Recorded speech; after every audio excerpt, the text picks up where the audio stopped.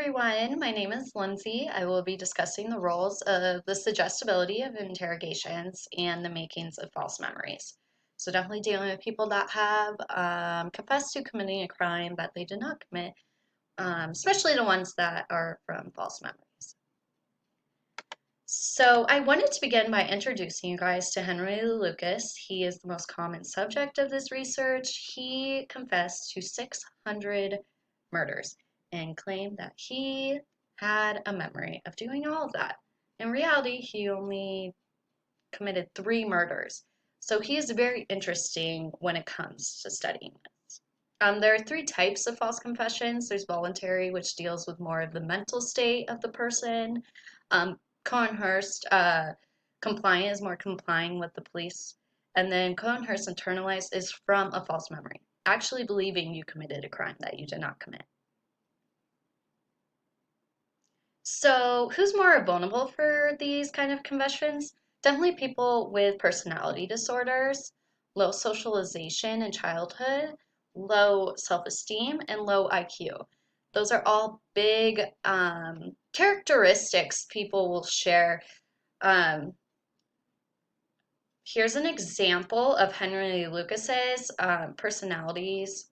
He scored really low on the socialization scale, but really high on the neuroticism and really high on psychoticism. So he might have had some sort of psychosis, which might be another predictor as well. So can we measure suggestibility? Good Johnson tried to do this. He tried to make a scale, and he did. This is actually Henry's as well. Um, but there's high criticism on it, so it's not used as much. But he tried. He did try to see who would be more susceptible to it. So the interrogation system itself, only half of the states in the United States require recordings of interrogations, which is beyond amazing to me that it is not required in all states. Arizona, not being one of them, that they do not need to record an interrogation. So there's certain techniques that are also linked to false confessions, isolating the victim or the defendant, I guess, for hours before you interrogate them. Communicating that special knowledge of the event so they can create a memory of it, and then rewards and positive reinforcement. So should we trust these people? Should we trust them? Maybe. Obviously, there are guilty people in prison, so we can trust them, but there is evidence that they do not modify an interrogation, even if you have low intelligence. They won't make it fair.